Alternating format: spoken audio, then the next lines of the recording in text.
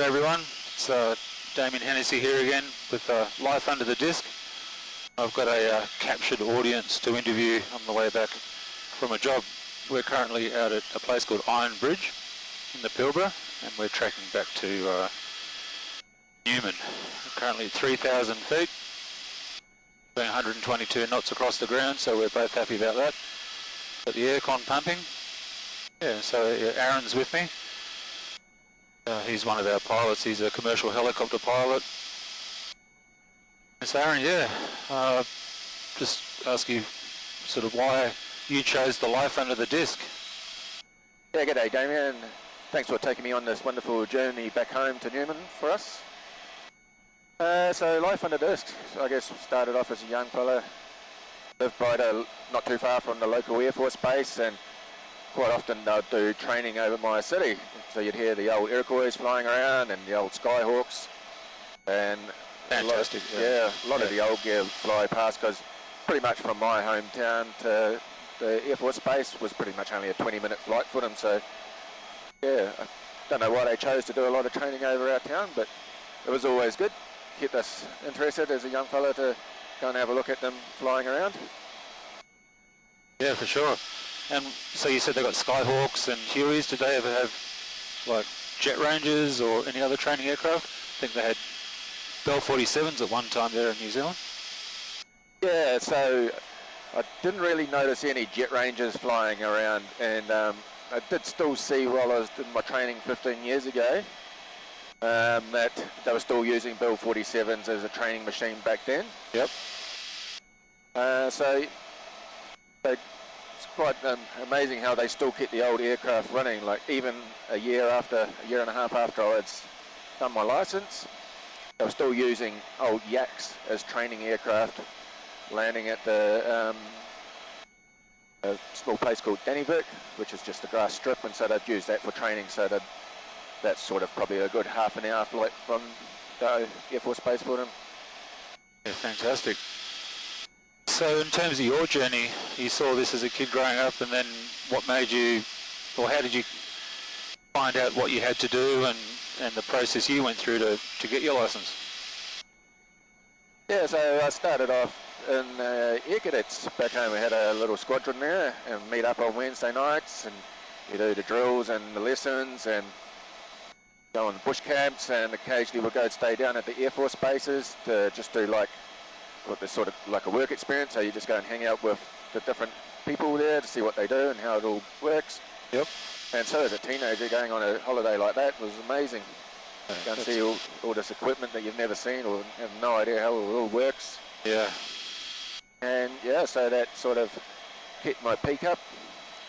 And then life took a little bit of a change of direction once I hit the 17, 18, and mates and cars, and as you do, you go out to party as young fellas. Yes, yep, for sure. Yeah, so lived all that, and so I also had another passion in pulling things to bits and fixing things. So right. I went and done an automotive career, so qualified automotive mechanic as well, and yeah, tried a few other different things along the way, and then about 15 years ago had an opportunity to go and do the TIFF flight. Yep. And it was pretty much the start of the end, or the beginning, as you want to call it. That's right, and TIFF is the trial introductory flight, isn't it? Correct, yeah. Same as the one of my other. Yep, so yeah, the instructor takes you out, we'd done it in a 22 at the time of life, first time on the sticks and the controls, and yeah, it's an amazing feeling the first time. It's quite surreal, isn't it, the feeling of becoming airborne with no physical means of lifting. It's still, to this day, is an amazing feeling as we become airborne. Exactly. Something that's not made to fly does very well at it. Yeah, it does, yeah, for sure. I mean, we're still getting along some amazing country right now as we're speaking. So once you had your TIFF, what was the next part of your journey? So basically, things sort of fell in line a couple of months after it was sort of a bit of a financial credit crunch going on in New Zealand at the time, and yep. I was working for a large car dealership servicing the vehicles and that, and so they went into liquidation. Okay. And so that was sort of my sign to like, you know what, I think let's have a crack at this. And so I went and signed up and then done the ground theory course. After sitting my last exam, I booked my very first flight. Yep. Had to do 2 resits, but at least I could get up in the air, and because I wanted to focus on the exams, get them out before I started doing the flying side. So in New Zealand with the exams, what exams did you have to do back then?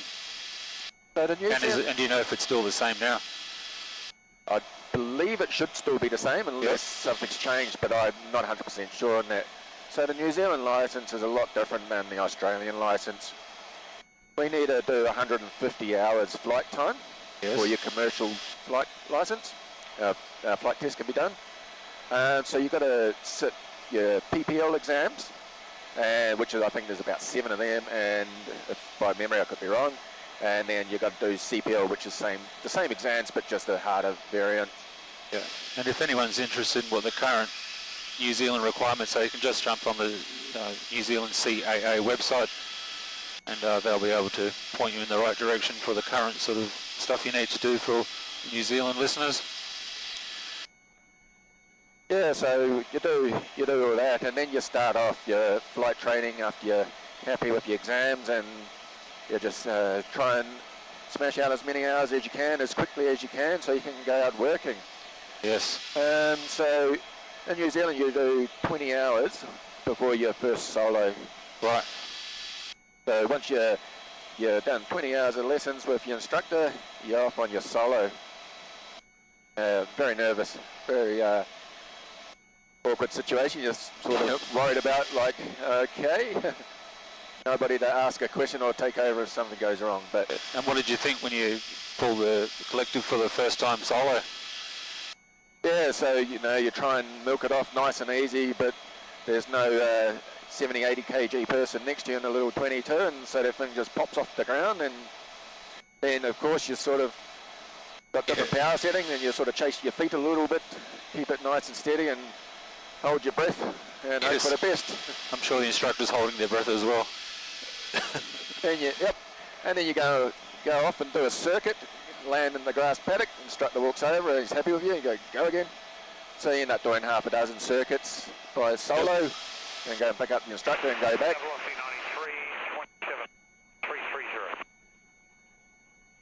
Yeah, and take him back and get a debrief, and it's like, well done, you didn't bend up the machine, so we're good to go on to the next one.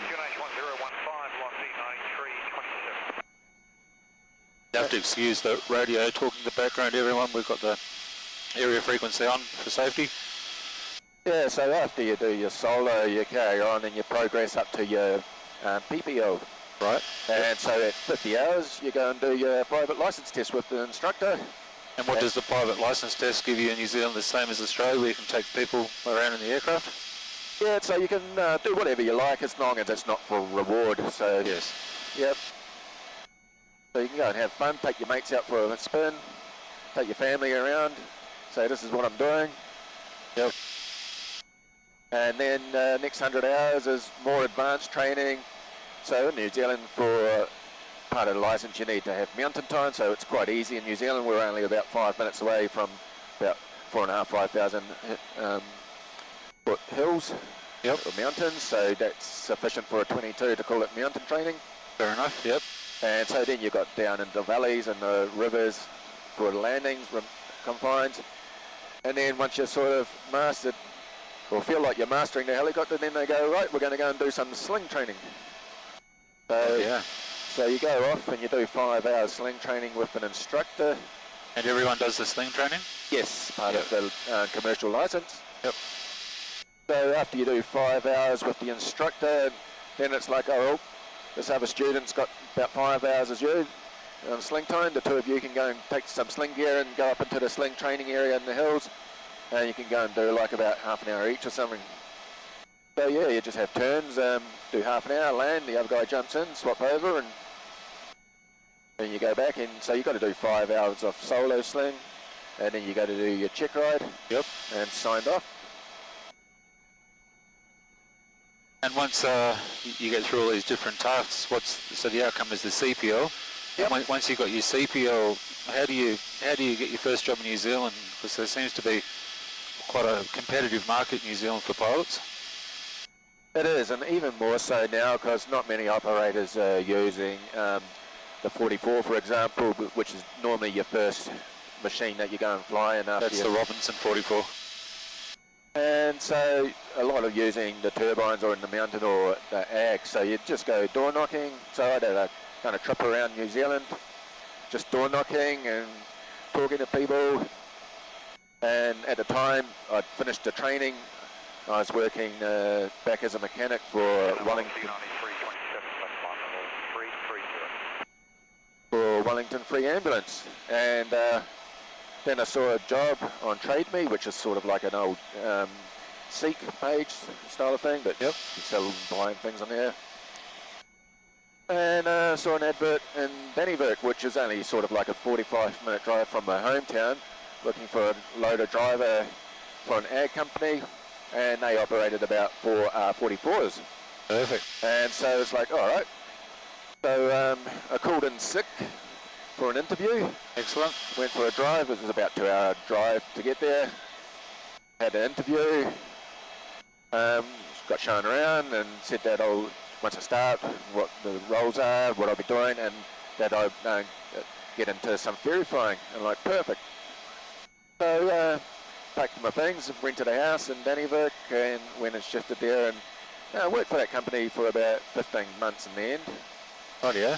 Yeah, so in that 15 months I got about 50 hours ferry flight in a R44, which is, not all of it was dual controls, it was to start with. Yep. But the advantage was there was the maintenance base was about an hour's flight away, so it's like... You got to build up the hours taking the machine to and from the maintenance. Yep, so it's a good country, and it's all mountain flying basically from Dannevirke. You go direct north, follow the ranges and cut across hilltops and into Taupo. So Lake Taupo is a beautiful place. So you go past all the mountains and yeah, it's a beautiful way to get up some hours. Oh, it sounds just amazing. The hardest part with that, of course, is sniffing chemicals and getting covered in fertiliser and other stuff that you don't really want in your eyes and lungs. No, that's right. So once you did that, so where do prospective pilots go from there? So when did you come to Australia? So I first came to Australia, I think it was in 2013, I think it was 2013 I actually came over. And so, yeah, I had a couple of friends that I knew in Australia, so I could sort of bunk up with them. And some family, so I stayed with them, just door knocking in different places along the east coast. Yep. Because I sort of did a bit of research, see where 44 operators were, and yeah, having about 200 hours now and about 55, 60 hours in the 44s, I thought put me in pretty good stead to hopefully try and land a job. It does. Yep. And so, yeah, went up and down the east coast. Didn't really find anything that at the time, I think it was the wrong time of year. So it was in October, but nothing was going. So I was starting to look for different work, and so called on my mechanical background and ended up in Alice Springs. Right. So I went into as a workshop supervisor. So I was running a workshop there for a multi-franchise car dealership, and just keep sticking my nose in out the 2 helicopter companies out at Alice Springs. Yep. Which eventually got me into some sunset scenic flights and some weekend scenic flights. Yeah, that's a good start. And then, so slowly building up a little bit of hours, and so that was in the 44 and a couple in the 22 when there was only like 1 packs. And then luck happened to fall on it that they got a contract for a gravity survey over Western Australia around Laverton and Leinster area. Yes. And I was selected that I could go and do that. So end up in about 3-4 months, got a couple hundred hours of remote flying and bush landing, just doing gravity surveys. So it's a fantastic way to build your hours. There's so many landings and takeoffs. Every one of them is hard. It's in the dirt. Yep. Yep. And so yeah, it wasn't uncommon to do 170, 180 takeoff and landings a day.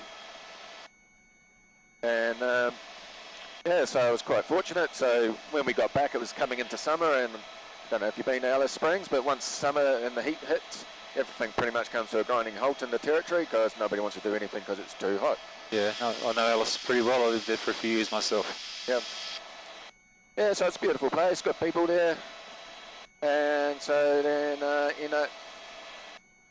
looking for other work, and just because I thought, no, might as well keep on moving, see what's going on. And moving up to Catherine to work for a bloke at Agri-Muster Helicopters, John, as his loader driver and doing some scenic flights and ferry flights. So he was pretty happy to drive his motorcar to the jobs. Yep. While he was spraying, and sometimes it would take him like 4 or 5 hours, and I'd get to 1.5 to 2 hour cruisy flight in the helicopter with the ag spray gear. Fantastic. Yep.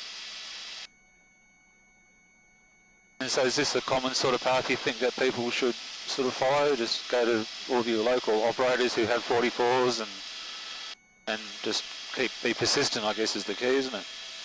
It is. You've got to show your interest, be keen, start off at the bottom, sturdy job. Be prepared to sweep the floors. Yeah, exactly. As long as they got a face. Present well. Yep. And they've got a face in mind, and if somebody decides to leave or they need somebody extra and they know that you're in the area and you've popped in all the time and you're a friendly person, then they'll give you a call. Yeah. And so, yeah, what I find is I've spoken to a few people over the years that have got their licenses and they're like, oh, you know, I'm going to get a job, for example, in Perth. My first, and it's like, what, your first job? And they're like, yeah, I'm going to get a job there. It's like, okay, good luck, because there's not many operators in Perth, for example. Yes. That going to issue somebody a job straight off their license. So far and few between, but it's not impossible. So you've got to be prepared to go for a little adventure. Take yourself around the country, go door knocking, do what it takes to go and get the job. The first couple of jobs are going to be the hardest, dirtiest, and not paying so well. Yep. But at least you're getting the experience and the hours up to move on to the next step. Yeah, no, it is a hard grind. So what advice would you give someone starting now? You're obviously a few years into your career now. From what you know now, how would you tell someone to go about getting a job now? Or start their whole career path? Yeah, so basically what I said, it takes hard work and it's not going to fall into your lap on an open platter. Just because you've got a license doesn't mean you're a helicopter pilot. That's the easy part. The hard part is getting going, keeping on top of things, learning the new skills and keeping up skill with it. Be prepared to live a hard life for a while. So that's the sort of realities of it. But in general, it's like if you're passionate about something and that's what you want to do, then by all means pursue it. But don't do it half-heartedly. You've got to do the whole hog, or don't do it at all, really. Yeah, for sure. And so from what you know now in Australia, you said you're 150 hours in New Zealand. What do you know about the Australian licensing system? Do you think it compares favourably with the New Zealand system? Like, where would you push someone to go get a license, New Zealand or Australia? It all depends on how the flight career path they want to pursue. So obviously if you've got the opportunity, New Zealand will get you everything ticked off all at the one time. And I believe it's a similar sort of cost outcome per flight hours at the end of the day as the Australian. I think they're still doing 105 hours, the majority of them. So basically it depends on what somebody wants to achieve. If they want to go into utility work or flying in the mountainous terrain eventually, then New Zealand's a very good spot to go and do it. That's right, if they want to go to Canada or something exactly. in the future. Like, not knocking the Australian license or anything, but it doesn't seem as in depth or as full on as what the New Zealand one is. So, because I still remember at 100 hours only, still just realising how the aircraft was actually flying and actually getting comfortable with the controls and everything. Yeah. So, not saying it's a bad thing or bad pilots, but you know, then you've got the extra 50 hours on top and you sort of become real comfortable with it, saying, oh, yeah, I understand how it all works. And probably explain some of the confidence you see in New Zealand pilots compared to the Australian pilots. Yeah, so the New Zealand thing as well.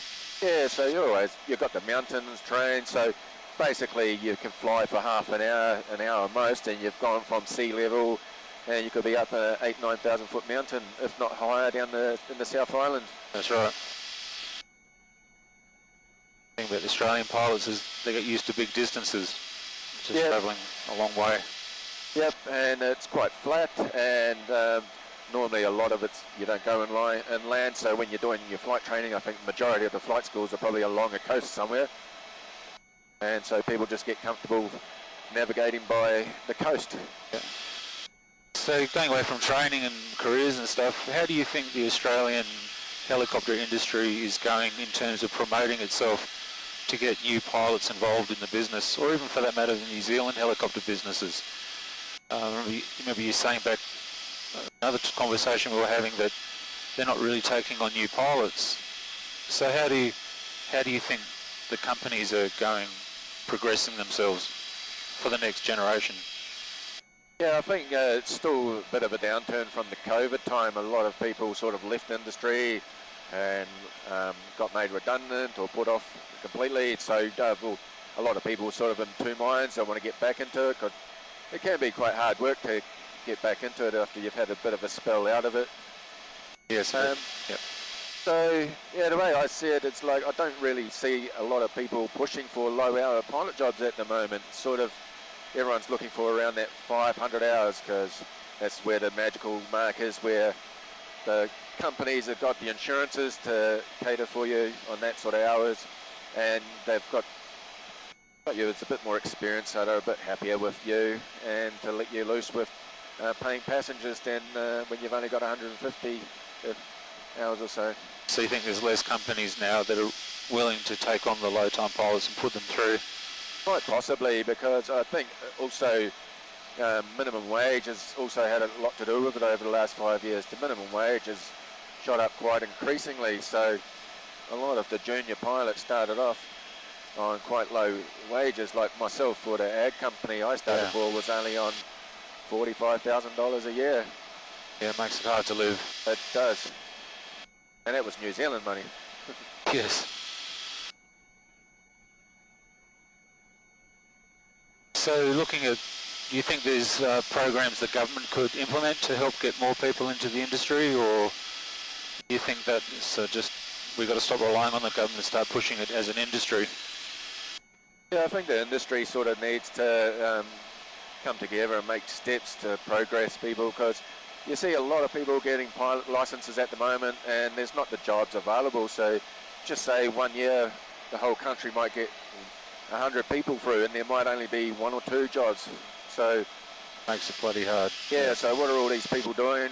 Like a lot of people will get a pilot's license and then just hope somebody's going to open up the door for them in their hometown, and that doesn't happen, so they never fly again. Yeah, well, those people will always find it hard to get jobs. Like you said, you have to go looking for work, but there also has to be the work to look for. Exactly. So this is what we need to get the industry bodies maybe looking in that direction. Yeah, there seems to be a lot of focus on big fire contracts. The companies are chasing all this work, but it's hard to get the next group of engineers and pilots through. Yeah, my observation. Yeah, so, and I find that Australia and New Zealand's, compared to like North America and Canada, the progression's not there. Like I've got mates that have gone to Canada, just like with long ranger time, bit of long ranger time, 44 time, and they're in the big lifting gear now. And Canada's like, all right, you've done a season with us. Next year, if you want to come back, you can get into the next machine. So yeah, there's so much progression, and I'm just happy to put people through into the next big gear, which doesn't happen in Australia or New Zealand. It's like it's a protected species, aren't they? It is, and it's what you'd call the old dangle the carrot. It's like, yeah, you come work for me for a year, then I'll put you into this, and then after another year, we can look at putting you into this. So yeah. I think a lot of that has to do, there's just not much gear in Australia compared to Canada and North America. Yeah. It's just very limited, and most of it's very old compared to America, Canada. And hopefully that's changing. I hope a lot more gear is coming in, but we've got fire agencies and stuff running around in second-hand gear, whereas you know, the way the fire agency should be buying, like the New South Wales National Parks is getting brand new gear, which then after 4 or 5 seasons goes out into the world as second-hand good gear. Kilo 1 traffic, velocity 9327 A320. We're 30 miles to the south-southwest, passing flight level 164, I'm standing inbound. Estimating overhead the fields at time 27, we'll be tracking out for Echo Delta, runway 26 RMP approach. Traffic, Kilo 1. That was a pretty good radio call. It's very excitable and loud. Yeah, it's good. And I was just saying that the government agencies, especially the New South Wales stuff and other people like that, should be buying new helicopters and putting them out into the commercial sector after 4 or 5 years. And the fact they're buying second-hand gear, refurbing it and going, I think is a very strange path for a government agency to go on. Whereas in America that just doesn't happen. It seems to be a lot of new gear coming into the business. And that's what lets Australia down a lot, is this race to the bottom with the second-hand gear. And everybody wants to charge you a buck. So, you know, you want to go and do something, it's like, oh, yep, that's going to cost you. Yeah. So, yeah. Well, we could go on for hours talking about how contracts are run and won in Australia. It's probably another topic for the future. We have to mind our P's and Q's, because I'm sure people will start questioning things that we say. Yeah. Especially when you have the knowledge that we all have. All right, well, thanks, Aaron, for the little chat about, you know, getting a license, some of your history and how you think the Australian business is going. Yeah, and just anything you want to say and wrap it up? No, so even though it's been hard, it's been an enjoyable one, and over the COVID time I had 2 years off and I really did miss it after a while, and was happy to get back into flying after that, so happy to keep moving forward, and thank you for your time. No, thanks Aaron, thanks for taking the time for a chat. Yeah, just remember everyone, if you like this sort of content, just to like and subscribe, give it a thumbs up. Yeah, and we'll see you on the next story time, guys.